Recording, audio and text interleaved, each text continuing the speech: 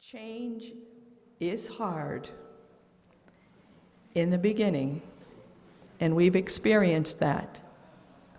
I can tell you it's messy in the middle, where we are. But it is beautiful in the end. And we are moving talents to keep us open and running smoothly every day. I'm going to take a moment to acknowledge the hundreds of hours, and that is no exaggeration, collectively, of the group I'm going to ask to stand that they have given over this past summer and even in these past weeks. Would those members of the administration team please stand? Ladies and gentlemen, these are the folks who have kept our air conditioning running, who have met with the alarm company in the middle of the night, in all hours of the day, who have spent hours cleaning and working in the garden, keeping our building looking beautiful as it has been, and moving on. We owe them, and it's priceless, the work they have done.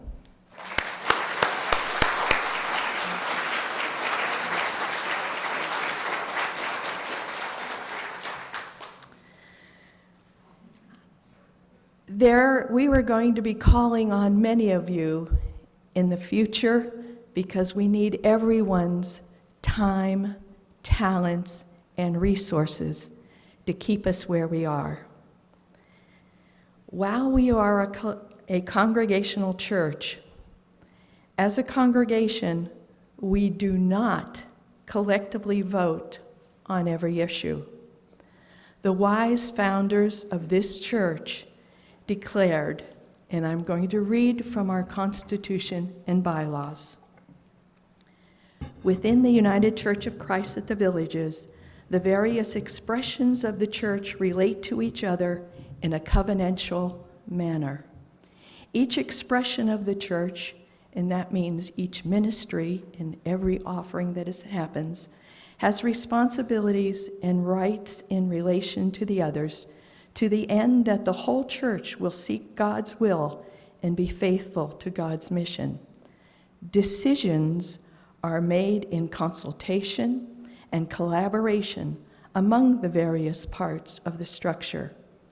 As active members of the body of Christ, each expression of the church is called to honor and respect the work and ministry of each other part.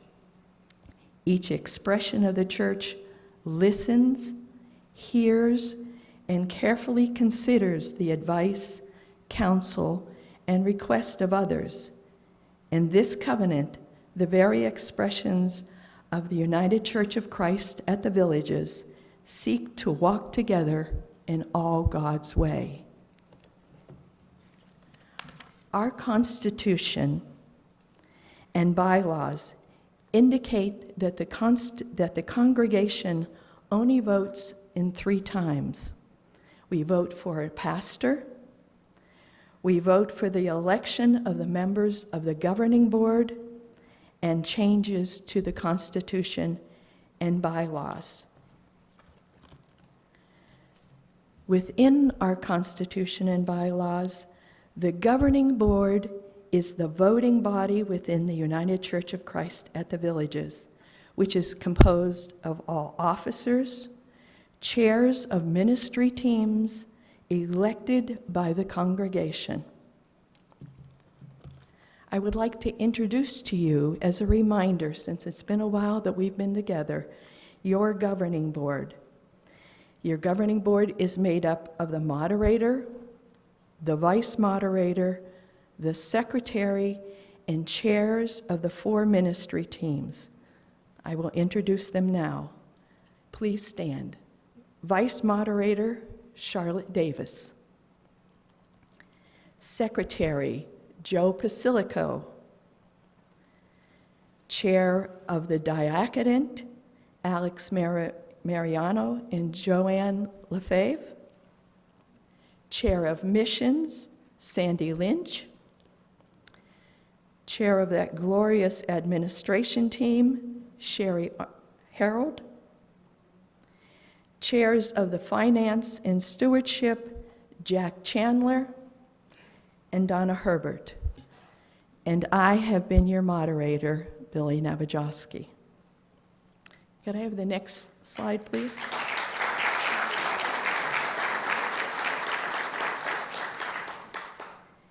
In accordance with our bylaws, a nominating committee has been appointed by the governing board, and the members of that nominating committee are Pete Winnan, Jan Pfister, Kathy Peters, Joe Pasilico, and Alex Mariano. Pete will be chairing this committee. The positions that they will be seeking to put together a slate of officers for include the moderator, the secretary, and chair of missions ministry. We ask and please consider giving of your time, talents, and resources as the committee gathers their slate of candidates. Remember, it takes a village. Next slide, please, Denny. Alex and Joanne, would you come forward?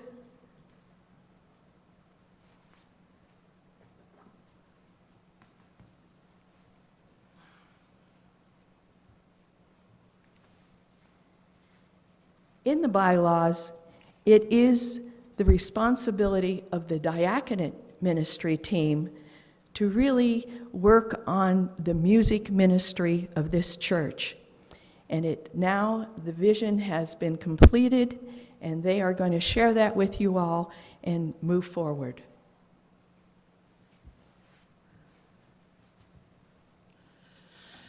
The governing board had asked the nominating committee, the personnel committee, to put together a group of people to look at music, where it's been, where they want it to go. And they came up with this mission statement, and I'll read it for you. The music vision statement is, the vision of music is to provide a welcoming, inclusive worship experience through modern and traditional music that enhances the scriptures and resonates with people of all ages, encouraging a closer relationship with God. So that gives us a very broad look at the music. And the diaconate, Alex and myself, are putting together a music committee. It'll be comprised of people from the congregation as well as choir. The pastor is also going to be sitting in on it, and hopefully going forward, we'll be able to give something to everyone looking for something different or traditional in music.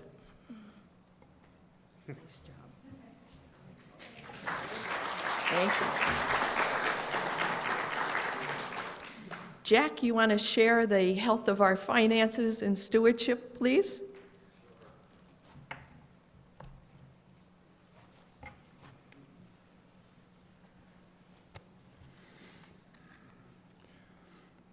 Well, even though I just beat you up for money about 25 minutes ago, we actually are in pretty good shape. We started the year off with a negative budget, negative to the tune of $47,000. We are still ahead of our budget. It's been ratcheting down each month, but we're about $14,000 ahead of our budget right now. I should tell you a little bit about, wait a minute, I need my image intensifiers.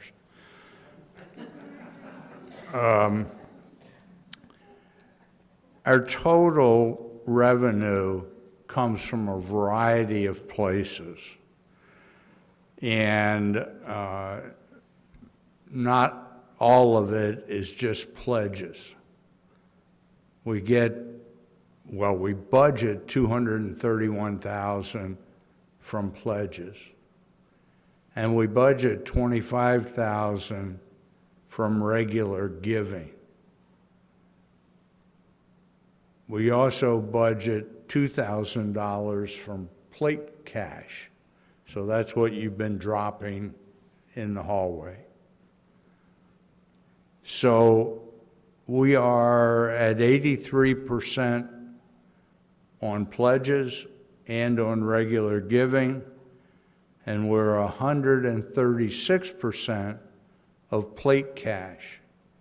So we are 75% through the year, okay? So being 83% is a good place to be. Our actual expenses, we're at 66% of our budget. So again, kudos to our admin team. That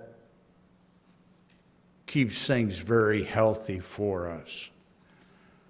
Now, I also should tell you, without a finance lesson here, we have a variety of other consolidated funds. And some of them are backup for our general fund. Some of them are backup for specific things. And we're careful. Last year, we voted to have a building maintenance fund because we had a building fund and we decided to move 10% of the building fund each year into the building maintenance fund. So that fund now is $19,700. I said, wow, that's great. We can do whatever we want. Well, the bids we've got to paint the church, which needs to be done, are $15,000. So that's going to eat a pretty big hole into the building maintenance fund. But we did that. We set it up and we started moving money over gradually so that we would have money to do that. So all of this is good news, and to be frank, I think we're in great shape. What we really need is more pledges. And part of the reason for that is some of the money-earning things that we used to do, the yard sale, the basket auction, whatnot, are no longer scheduled. Doesn't mean they're gone forever, but they're just not scheduled because gathering groups of people is not what we ought to be doing. So if you have any questions at all, my name and number are in the church directory. Please give me a call. As I said during worship, we're not trying to hide these numbers. We'll make them available to anyone and everyone within the church. So are there any questions, easy questions right now? I don't take hard questions. Okay, thank you.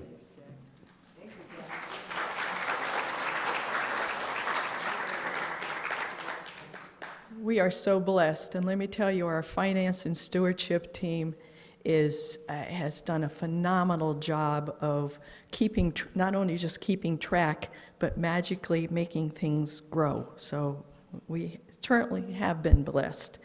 To follow up, just to let you know, the church will be painted. It's scheduled to happen this fall, the end of October, 1st of November.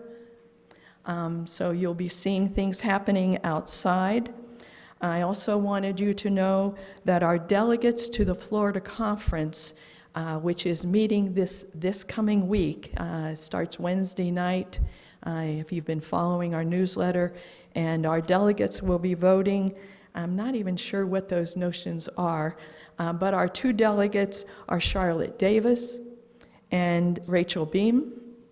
I also want you to know that we will be receiving and welcoming our new members, which we have a number of them.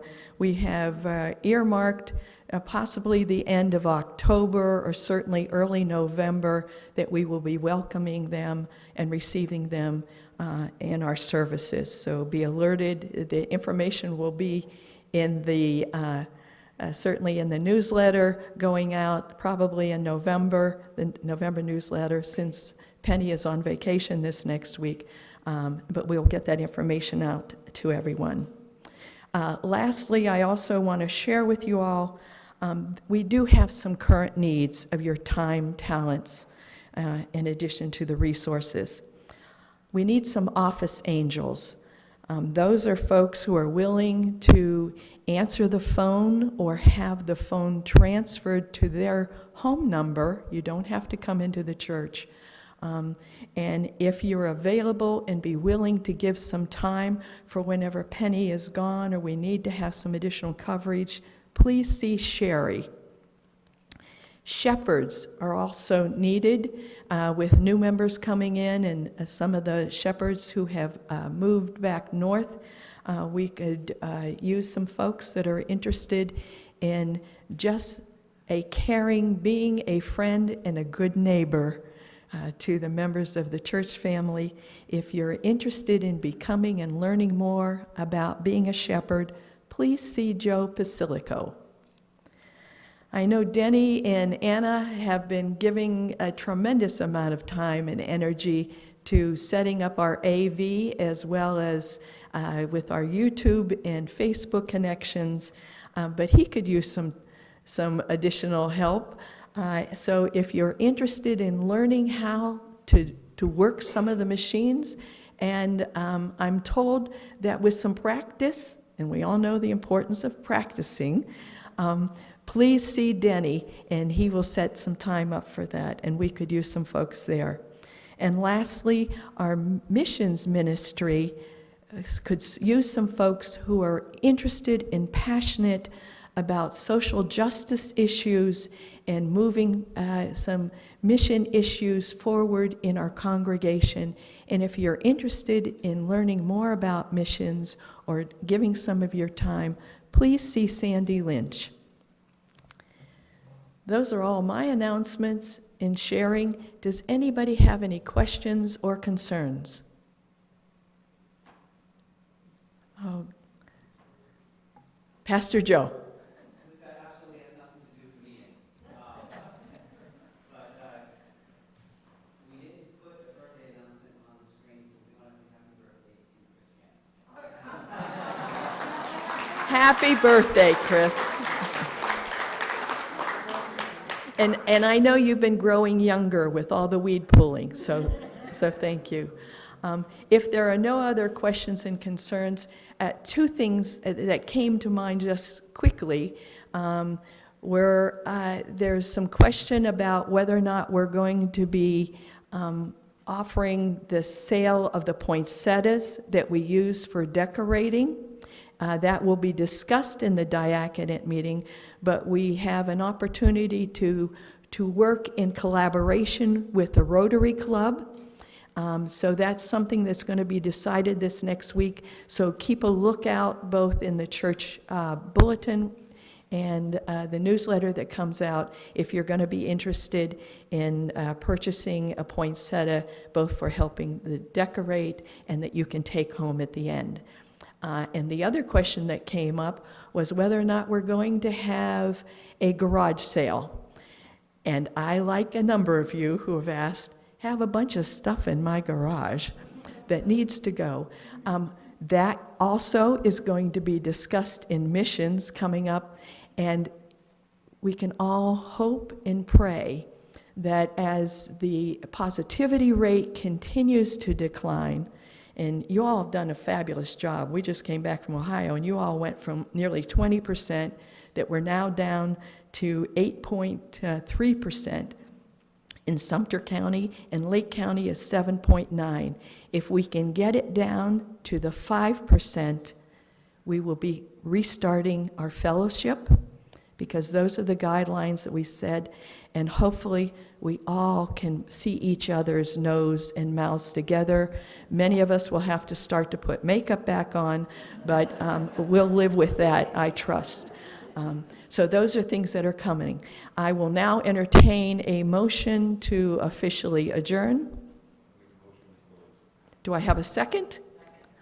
So move. This meeting is now officially adjourned. Thank you very much for being here, and the next meeting will be the end of January, in which we will have a slate of new officers. We will be voting on the governing board, which makes all your decisions. Blessings to you all this week.